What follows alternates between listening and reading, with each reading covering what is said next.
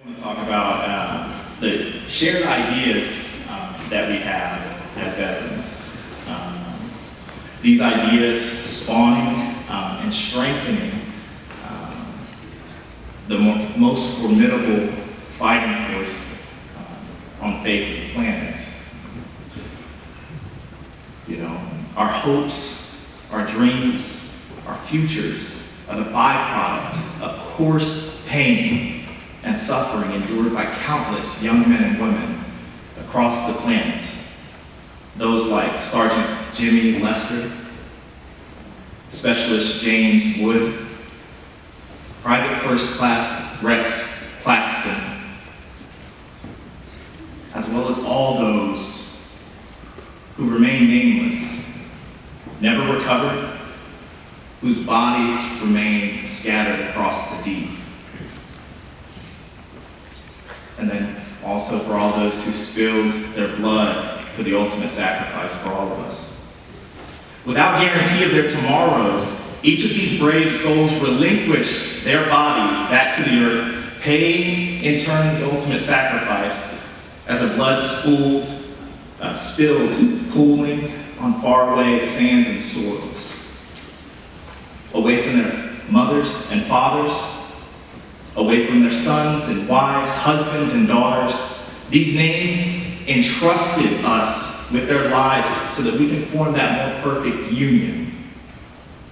To me, being a veteran is about finding meaning in suffering. Friedrich Nietzsche, the great philosopher, once said, "To live is to suffer, and to survive is to find meaning in the suffering." In the armed forces, the meaning to our suffering is plentiful. How many of you have suffered? How many of you have been hungry? How many of you have been homeless? How many of you have parents that have been jobless or spiral daily in cycles of pain, neglect, and abuse? Suffering is not mutually exclusive to us. It also happens to all of you that are in this room.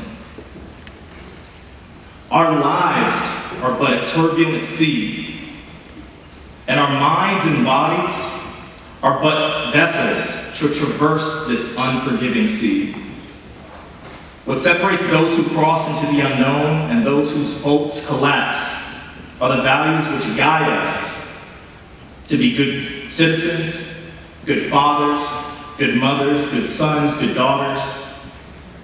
For me, those values that guide me are my Army values: loyalty, duty, respect, selfless service, honor, integrity, and personal courage. Of those three today, we're going to talk about loyalty, honor, and duty, and what those mean in the application of everyday life. Loyalty is the bearance of true faith and allegiance. With relationships, we understand that there is a cost to commitment, a cost which must be paid to maintain. The price of commitment with sports is practice. There's a price of commitment with marriage. If you're not showing love, you're not going to get love shown at home.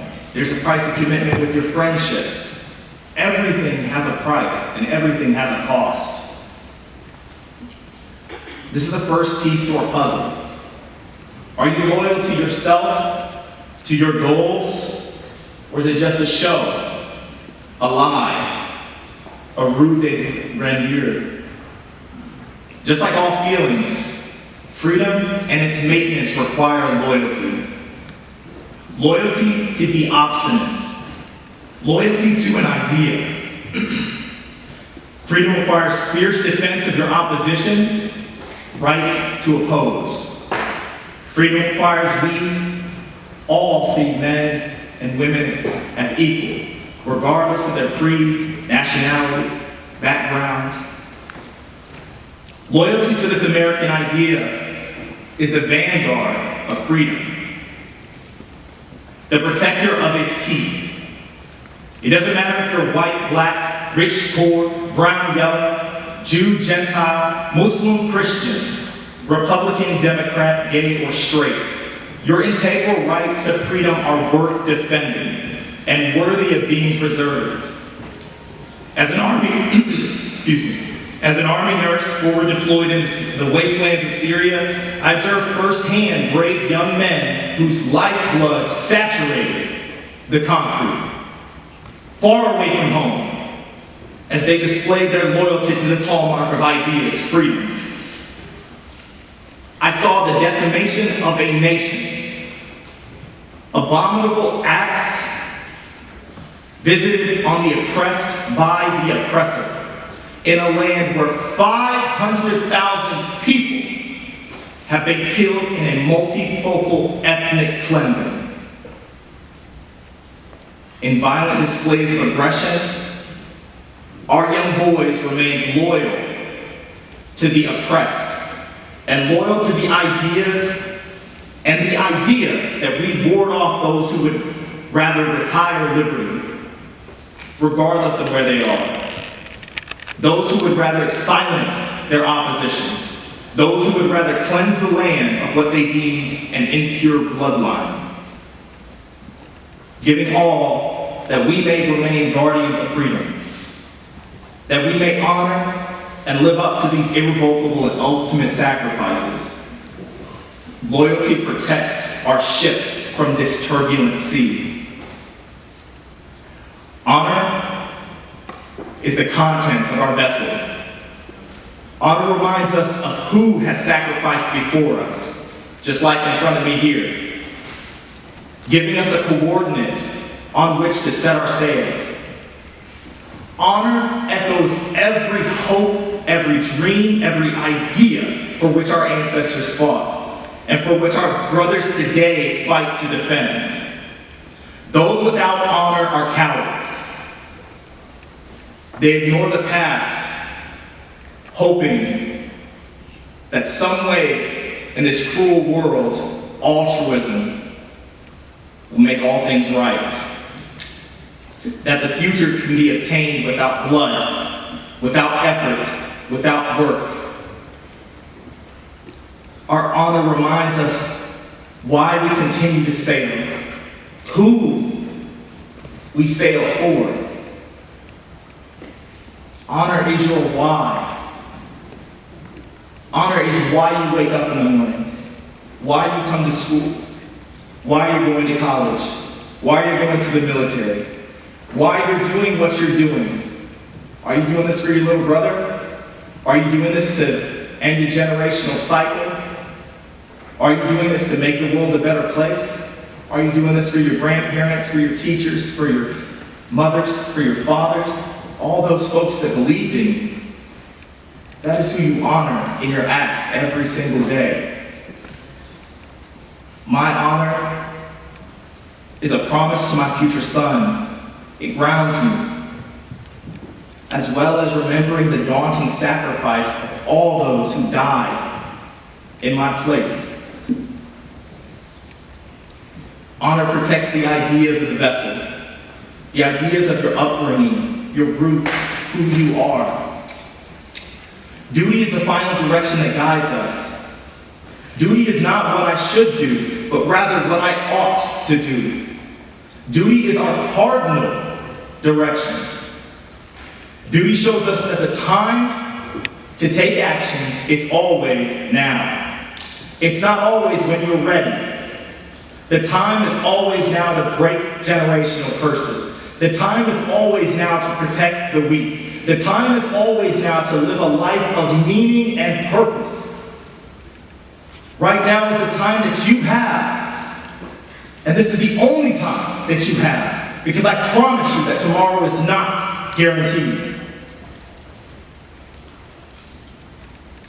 It is what brings us to train daily, committed to a higher purpose, a cause, a belief, a guiding star that reminds us of our journey and orients our sails.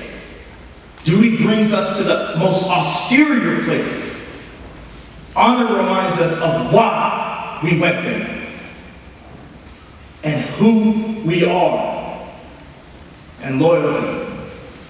Loyalty ensures that we are willing to pay the price. For veterans, duty is life encompassing. A sense of duty is the most precise sense of direction for your sails, but being a veteran does not mean that these values are mutually exclusive to only us.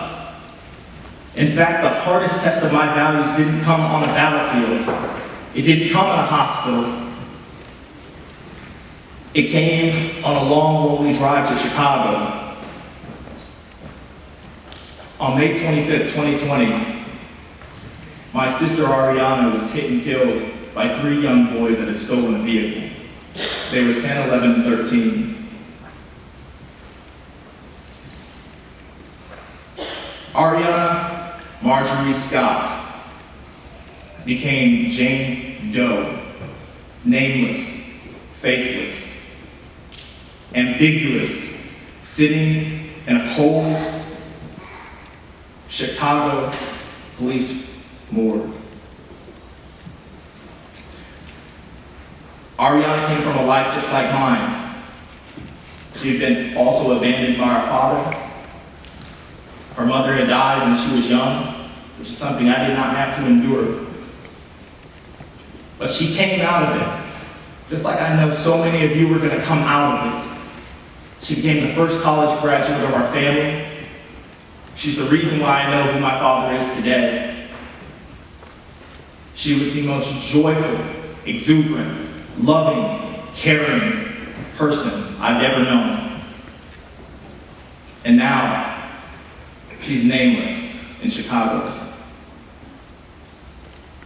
And because my father refused to act and refused to take on the responsibility of being a father and the values that come therein, I had to go and ID her.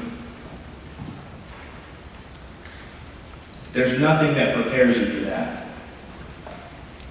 I was 24 years old with about a year-long deployment to Syria just prior.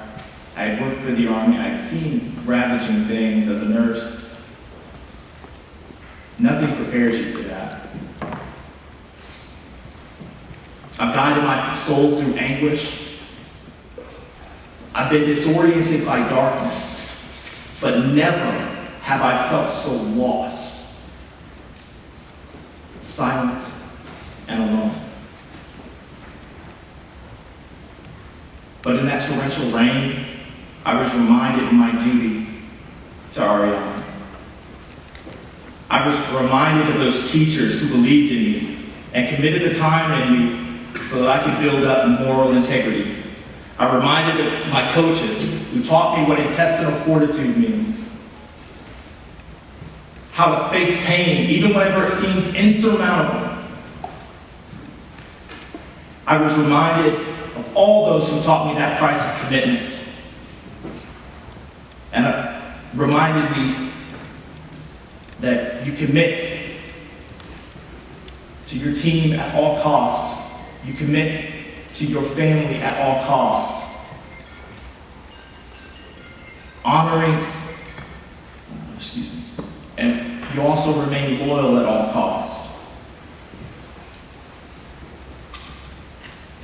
As well as honoring those who died in my place, who entrusted me with tomorrow. I could say being a soldier made me strong enough to carry these values, but it didn't. I was supported by all sides. I had my wife, I had my family, my God, my values, my friends, all of which who helped me complete the most daunting task of my life. Circumstances cannot define you. It's how you respond to circumstances that define you. The actions that you take that define who you are. People die. People suffer. People face inextinguishable horrors. Where are you in this sea? You're the difference between action and inaction. You're the difference between empathy and apathy. You are the generation that can change the world. And you can all live incredibly meaningful lives. All it takes is committing to truths that you hold next to your heart, values that keep you from going astray in this long-term, tumultuous world. Live one with meaning and direction, with purpose, Live one with loyalty to your cause, honor to your why, and remain vigilant in your duty. Let your values guide you as you embark across this sea. Thank you so much for having me here. I appreciate you guys.